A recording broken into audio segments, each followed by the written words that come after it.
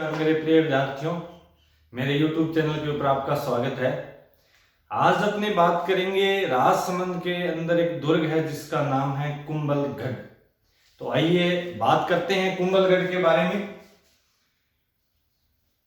ये जो कुंभलगढ़ का दुर्ग है ये राजसमंद जिले के अंदर स्थित है और सबसे अच्छा एग्जाम्पल माना जाता है पारीद श्रेणी का।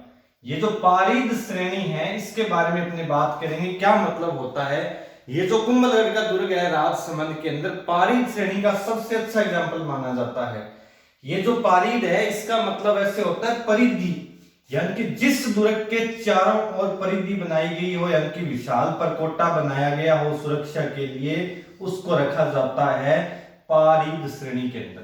यानी कि सुरक्षा के लिए विशाल परकोटा जिस दुर्ग के बाहर बनाया जाएगा उसको रखा जाएगा पारीद श्रेणी के अंदर। तो पारीद श्रेणी का सबसे अच्छा जो एग्जांपल है वो माना जाता है कुंभलगढ़ का दुर्ग, और कुंभलगढ़ का जो दुर्ग है वो राजसमंद के अंदर स्थित है। अब इस परकोटे की बहुत सारी विशेषता है, उसकी भी अपने बात करेंगे। पहले जान लेते हैं इसके निर्माता कौन है। तो कुंभलगढ़ के नाम से ही पता लग जाएगा, वैसे तो इसका निर्माण है वो महाराणा कुंभा ने करवाया था। महाराणा कुंभा इसके निर्माता है और अपनी पत्नी कुंभल देवी की याद में, कुंभल देवी की याद में कुंभलगढ़ का निर्माण करवाएंगे महाराणा कुंभा, और ये करवाएंगे 1443 से लेकर 1458 के मध्य। अपनी पत्नी कुंभल देवी की याद में इसका निर्माण करवाया गया था। पारीद श्रेणी का सबसे अच्छा एग्जाम्पल है, और ये जो कुंभलगढ़ का दुर्ग है ये राजसमंद के अंदर स्थित है। वैसे राजस्थान में अधिकांश जो दुर्ग है वो गिरी दुर्ग है, यानी कि पहाड़ियों के ऊपर, पर्वतों के ऊपर बने हुए दुर्ग है। तो अपने पहले तो इसको मानेंगे पारीद श्रेणी का, यानी कि परिधि है इसके चारों ओर। उसके बाद में अगर देखा जाए तो यह एक गिरी दुर्ग है, पहाड़ी के ऊपर बना हुआ है, और उस पहाड़ी का नाम है जरगा।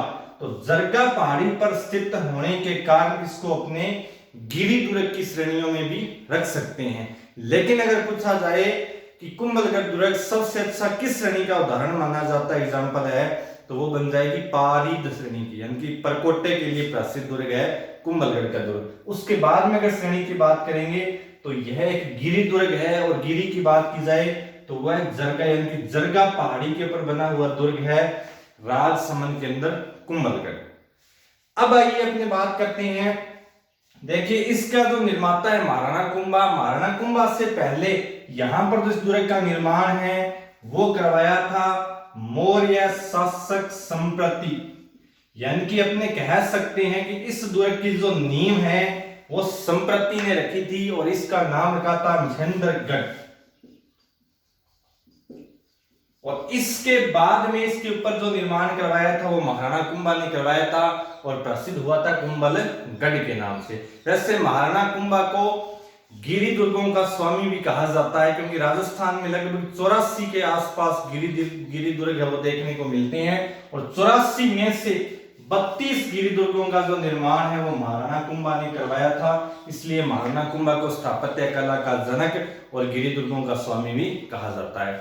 अब देखिए इस परकोटे की बहुत सारी विशेषता है, यानी कि कुंभलगढ़ के बाहर जो परकोटा बनाया गया है, सबसे पहले इसकी विशेषता की बात करें अपने, तो इसकी लंबाई है 36 किलोमीटर, यानी कि इस दीवार की लंबाई बन जाती है 36 किलोमीटर। दूसरी जो विशेषता है इसके ऊपर 4 घुड़सवार एक साथ दौड़ाए जा सकते हैं।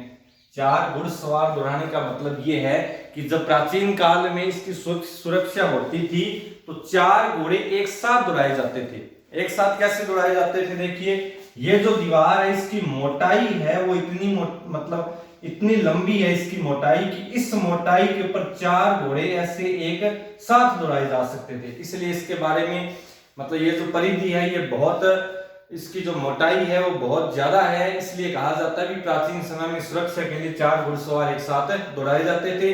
लंबाई अपने पढ़ चुके हैं, इसकी 36 किलोमीटर है। उसके बाद में इसको कहा जाता है भारत की महान प्राचीर, यानी कि भारत की महान प्राचीर हो जाएगी कुंभलगढ़ के दुर्ग की दीवार, यानी कि परकोटा। तो ये 3 बातें अपने को ध्यान में रखनी है। लंबाई 36 किलोमीटर, 4 घोड़े एक साथ कहां पर दौड़ाए जाते हैं, कुंभलगढ़ के परकोटे के ऊपर, और अंतिम है इसको इसको नाम दिया गया है भारत की महान प्राचीर।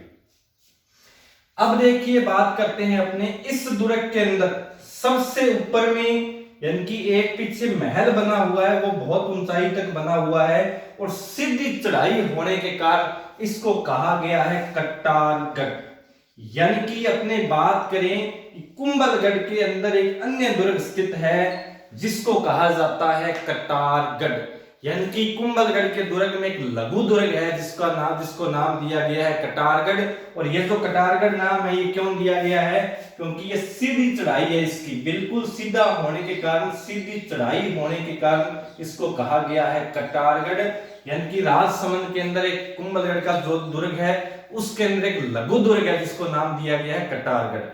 बहुत सारे दुर्ग है राजस्थान में, जैसे चित्तौड़गढ़ के अंदर एक अन्य दुर्ग है जिसको जाना जाता है नौलखा भंडार के नाम से। जयगढ़ का जो किला जयपुर के अंदर, उसके अंदर एक अन्य दुर्ग है जिसका नाम है विजयगढ़ी। उसी हिसाब से ये है कुंभलगढ़ के अंदर एक अन्य छोटा दुर्ग जिसका नाम है कटारगढ़। और ये जो कटारगढ़ है इसे कहा जाता है मेवाड़ की आंख। तो मेवाड़ की आंख किसे कहा जाएगा, कटारगढ़ को। और कटारगढ़ कहां पर है, कुंभलगढ़ के अंदर।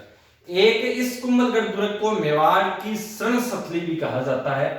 यह जो कुंभलगढ़ दुर्ग है इसको कहा जाता है मेवाड़ की शरण सतली।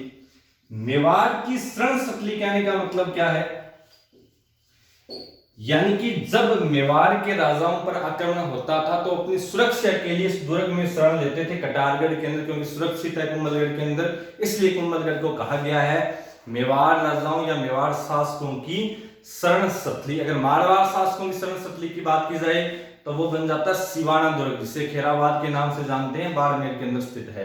तो मारवाड़ शासकों की शरण सतली हो जाएगी कटारगढ़, कुंभलगढ़ दुर्ग, राजसमंद। अब इस कटारगढ़ की बहुत सारी विशेषताएं हैं, इसके बारे में अपने बात करेंगे। एक जो कटारगढ़ के अंदर ऊपर वाला जो महल है, इसका महल का नाम है बादल महल। और बादल महल है ये राजस्थान में कई जगह पर स्थित है, मैंने पिछली वीडियो में आपको बताया था। जैसलमेर के अंदर भी स्थित है, रणथंभौर में भी है, नागौर के अंदर भी है और अपने कुंभलगढ़ राजसमंद के अंदर भी पढ़ेंगे, जिसके अंदर महाराणा प्रताप का जन्म हुआ था, कुंभा का जन्म हुआ था। तो ये बादल महल है कटारगढ़ के अंदर। अब इस कटारगढ़ की बहुत सारी विशेषता है। अब आइए अपने बात करते हैं कटारगढ़ की विशेषता क्या क्या है।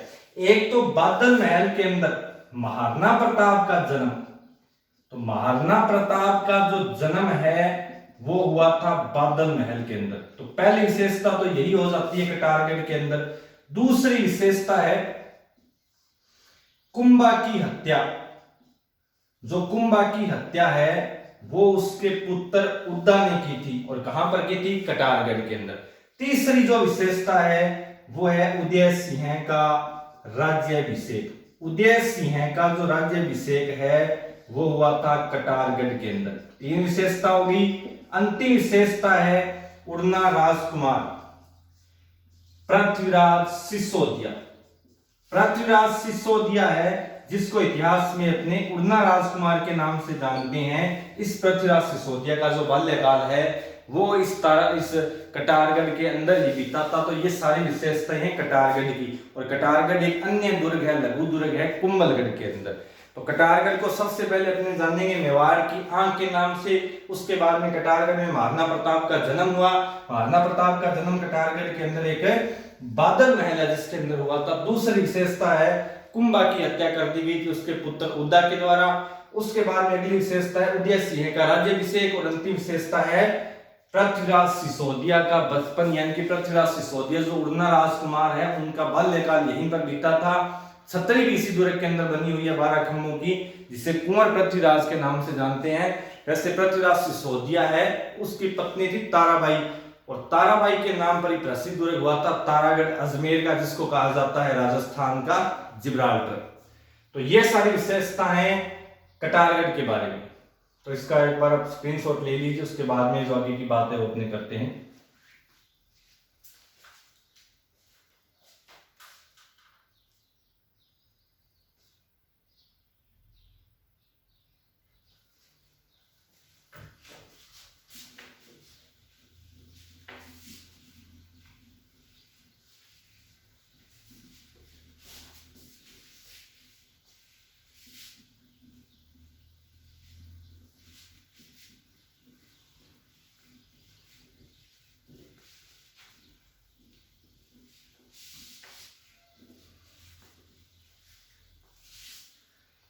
अब देखिए कुंभलगढ़ का जो दुर्ग है, इस कुंभलगढ़ के दुर्ग के बारे में इतिहासकार अबुल फजल ने कथन बोला था, और अबुल फजल ने कथन यह बोला था कि यह दुर्ग इतनी ऊंचाई के ऊपर बना हुआ है कि ऊपर देखने पर सर की पगड़ी गिर जाती है। तो बहुत बार एग्जाम में पूछा जाता है कि ऐसा कौन से दुर्ग के बारे में कथन बोला गया है कि ऊपर देखने के पर सिर की पगड़ी गिर जाती है, तो बोला गया कुंभलगढ़ राजमहल के बारे में। और यह कथन किसने बोला था? अबुल फजल ने। सिर की पगड़ी गिर जाती है।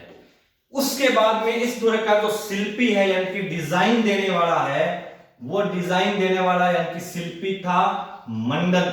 बहुत फेमस है कि कुंभलगढ़ का शिल्पी कौन था, तो कुंभलगढ़ का शिल्पी था मंडल। उसके बाद में कर्नल जेम्स टोड ने इस दुर्ग की जो तुलना है वो की थी एट्रुस्कन दुर्ग से। कर्नल जेम्स टोड जो राजस्थान इतिहास के पितामह है, राजस्थान इतिहास के जनक है, कर्नल जेम्स टोड ने इसकी तुलना की है एट्रुस्कन दुर्ग से। तो यहां से बहुत बार क्वेश्चन पूछा गया है कि राजस्थान में एट्रुस्कन किस दुर्ग को बोला गया है, तो बोला गया कुंभलगढ़ को। और किसने बोला था? कर्नल जेम्स टोड ने। उसके बाद में इस दुर्ग के अंदर प्रसिद्ध मंदिर की बात की जाए तो एक तो है मामदेव, वैसे मामदेव जलाशय भी है। दूसरा है कुंभ स्वामी मंदिर या कुंभ श्याम मंदिर भी कहते हैं। वैसे कुंभ श्याम मंदिर चित्तौड़गढ़ के अंदर स्थित है। यह जो कुंभ स्वामी मंदिर है इसकी बहुत सारी विशेषता है। इस मंदिर के ऊपर 5 शिलालेखों में कुंभलगढ़ प्रशस्ति उत्कीर्ण की गई है, यानी कि कुंभलगढ़ जो प्रशस्ति है वो लिखी गई है इस मंदिर के ऊपर 5 शिलालेखों के अंदर। और इसके जो रचयिता थे वो थे कन्हा व्यास। तो अगर आपसे पूछा जाए कुंभलगढ़ प्रशस्ति के रचयिता कौन है, तो कन्हा व्यास हो जाएंगे। लेकिन यहां पर एक मत और बनता है, यहां पर गौरी शंकर हीराचंद ओझा है, गौरी शंकर हीराचंद ओझा के अनुसार इस प्रशस्ति के जो रचयिता है वो है महेश दास। तो दोनों बातें अपने को ध्यान में रखनी है कि कुंभलगढ़ प्रशस्ति के रचयिता हो जाएंगे कन्हा व्यास, लेकिन गौरी शंकर हीराचंद ओझा का मत देखा जाए तो इसके रचयिता बनते हैं महेश दास। उसके बाद में इस दुर्ग के अंदर एक प्रसिद्ध महल है जिसको कहा जाता है जाली रानी का मालिया महल।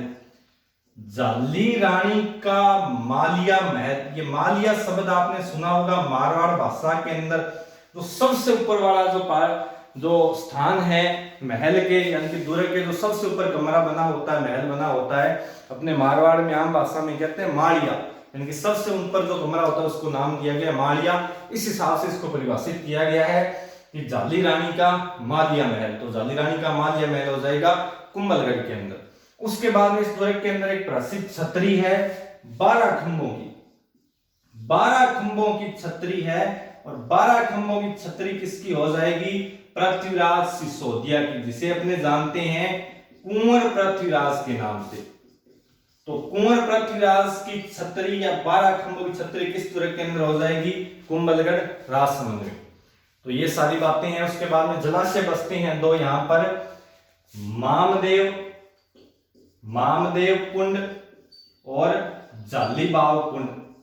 ये 2 पानी के प्रसिद्ध जलाशय हैं, तालाब है पानी से बने हुए। तो इसके बारे में भी अपने को ध्यान में रखना। वैसे ये काफी बड़ा इतिहास बन जाता है कुंभलगढ़ का। और वैसे देखा जाए कुंभलगढ़ के बारे में तो कुंभलगढ़ का जो दुर्ग है वो सादरी गांव के अंदर स्थित है, सादरी गांव की सीमा में पड़ता है। वैसे लेकिन सादरी जो कस्बा है वो राजस्थान में कई जिलों के अंदर आपको देखने को मिलेगा।